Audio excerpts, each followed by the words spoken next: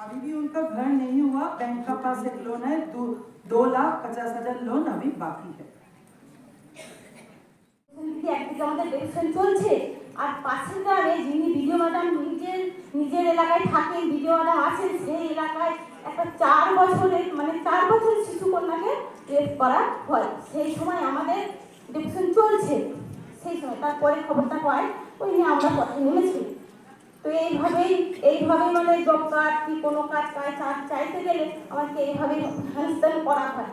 তার জন্য বাধ্য হয়ে আমি লোনের দিকে হাত বাড়িয়েছি। হ্যাঁ, আর হচ্ছে যখন জব কার্ড করতে গেছি তখন আমাকে ঝুড়ি টানা তুলে দিতে হয়েছে। আবার পরবর্তীকালে আমাকে আবার ডাকা হয়েছে, যেহেতু আমার নামে জব কার্ডের টাকাটা উঠবে, সেহেতু আমাকে বলা হয়েছে যে লোনের টাকাটা তুমি তুলে তাহলে 1/2 টাকা আমাকে দেবে, 1/2 টাকা তুমি নেবে। আমি বলেছি না, আমি তো কাজ করিনি, আমি টাকা নেবো না, আমার দরকার নেই, আমি তো জানি যে টাকাটা আমি পাবো, তাহলে আমি টাকাটা আমি কাজ জমি করে আমি তো নেবো না। দিয়ে এইভাবে আমাকে হেনস্থা করেছে।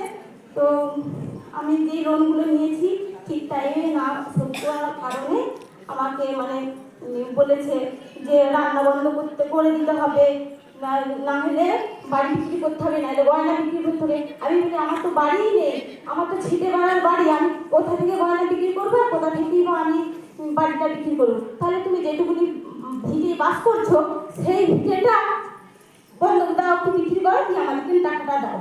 দিয়ে আমি রেগে টেগে পাশের বাড়ির লোককে জড়ো করেছি, করে মানে ওদিকে ভাগবার চেষ্টা করেছি, সেটাও পারিনি। আমার একটু রাগ উঠে গেছিল, উনুন জ্বলছিল, সেই সময় রান্না করছিলাম, সেই জ্বলন্ত কাঠ তুলে তাদেরকে আক্রমণ করতেও গিয়েছিলাম। আমাকে কোনো আবাস যোজনা বাড়ি এবং শৌচালয় দেওয়া হয়নি। তাই বাধ্য হয়ে আমি লোনের দিকে এগিয়ে যাই।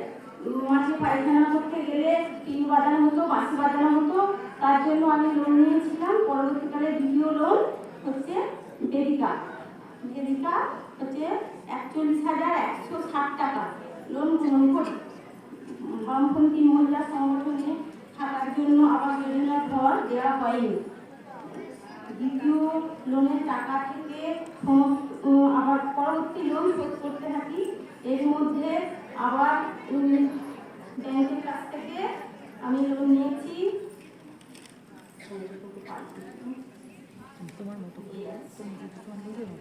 ব্যাংকের কাছ থেকে লোন নিয়েছি 1,50,000 টাকা নেওয়া হয়েছে।